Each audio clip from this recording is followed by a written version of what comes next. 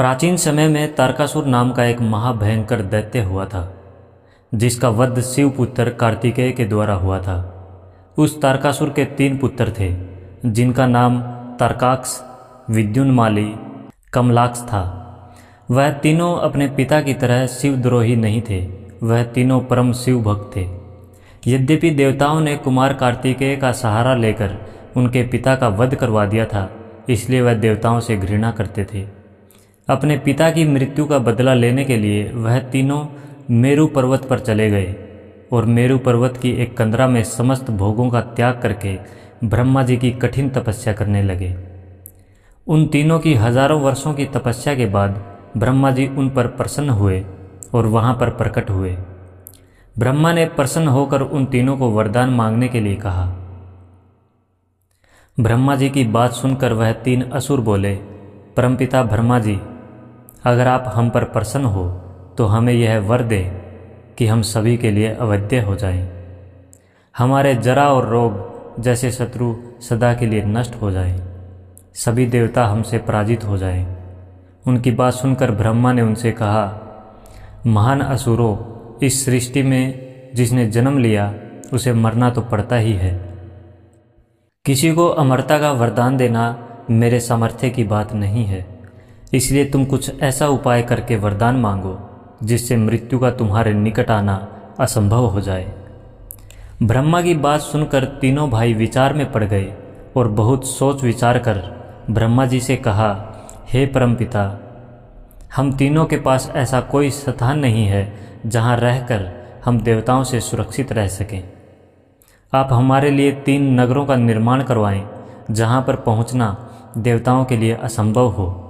वह तीनों नगर अदृश्य होकर अंतरिक्ष में घूमते रहें। उन नगरों में सभी प्रकार की सुख सुविधा हो। उसके बाद तारकाक्ष ने स्वर्ण में नगर का, विद्युन्माली ने चांदी का और कमलाक्ष ने वज्र के समान लोहे के नगर का ब्रह्मा जी से वरदान मांगा। वह तीनों शिवजी के परम भक्त थे, इसलिए उन्होंने सोचा कि शिवजी हमारा वध कभी नहीं करेंगे। यह सोचकर उन्होंने अपनी मृत्यु का विकल्प इस प्रकार पसंद किया। उन तारका पुत्रों ने ब्रह्मा जी से कहा, जब चंद्रमा पुण्य नक्षत्र में स्थित हो और जब पुष्कराव्रत के काल मेघों की वर्षा हो रही हो, तब तीनों नगर परस्पर एक दिशा में मिले, अन्यथा न मिले। ऐसा दुर्लभ संयोग हजारों वर्षों में एक बार होता है। तब भगवान शिव एक दुर्लभ रथ पर चढ़कर एक ही बाण से इन 3 नगरों का नाश करें तो ही हमारा वध हो। ब्रह्मा जी ने उस समय उन दैत्यों से कहा, ऐसा ही होगा। उसके बाद उन्होंने मय दानव, जो असुरों के शिल्पी हैं, उनका आह्वान किया और उन्हें तारकासुर के पुत्रों के लिए 3 प्रकार के भवन निर्माण करने का आदेश दिया। वह तीनों भवन वरदान के अनुसार स्वर्ण, चांदी और लोहे के बने हुए थे। उन नगरों में कैलाश शिखर के समान बड़े बड़े भवन थे। उन नगरों में सभी वृक्ष कल्प वृक्ष के समान कामना को पूर्ण करने वाले थे। उन नगरों में उन तीनों भाइयों ने बहुत लंबे समय तक सुखपूर्वक निवास किया। उन असुरों ने बहुत लंबे समय तक वहाँ पर शिव की भक्ति करते हुए निवास किया। वह जानते थे कि शिव उनके भक्तों का कभी अहित नहीं करते, इसलिए वह निर्भय हो गए थे। उन्होंने देवताओं को अपने प्रभाव से दग्ध कर दिया था। उनके नगरों में वेद और पुराणों की ध्वनि गूंजती रहती थी। इस कारण से उनके नगर और भी शक्तिशाली बन रहे थे। एक तरफ वह शिव भक्ति के कारण बलवान बन रहे थे, तो दूसरी तरफ उन्होंने पृथ्वी पर यज्ञों और वेद ध्वनि पर प्रतिबंधित कर दिया था। अग्निहोत्री ब्राह्मणों की हत्या कर दी, जिससे देवताओं को बल प्राप्त न हो।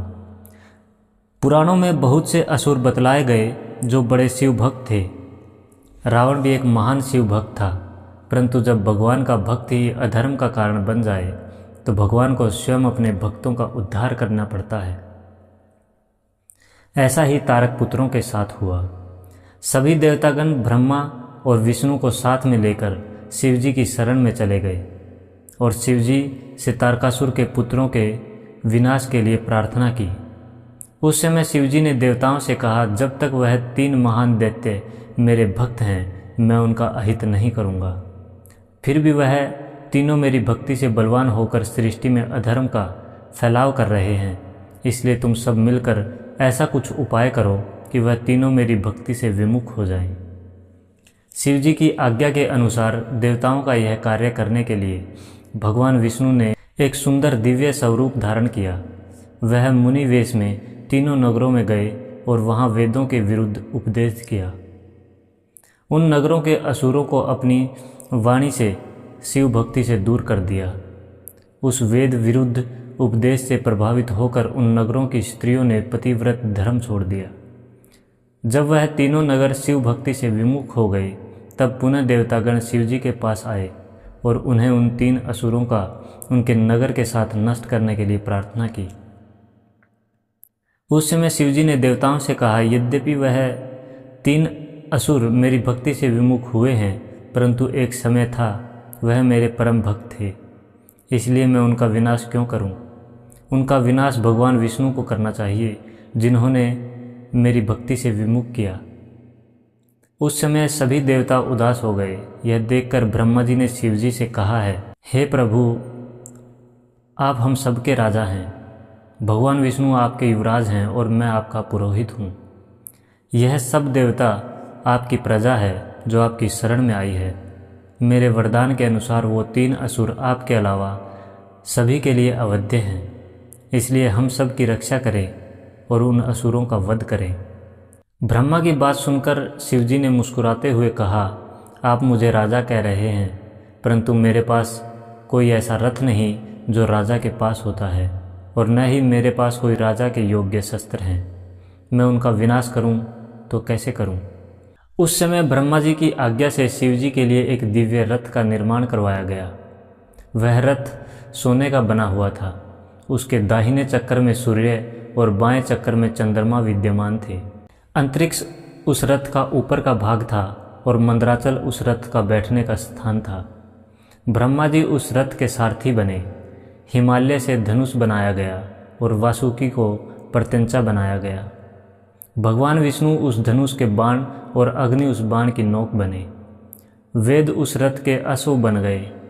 संसार में जो भी कुछ तत्व थे वह सभी उस रथ में मौजूद थे।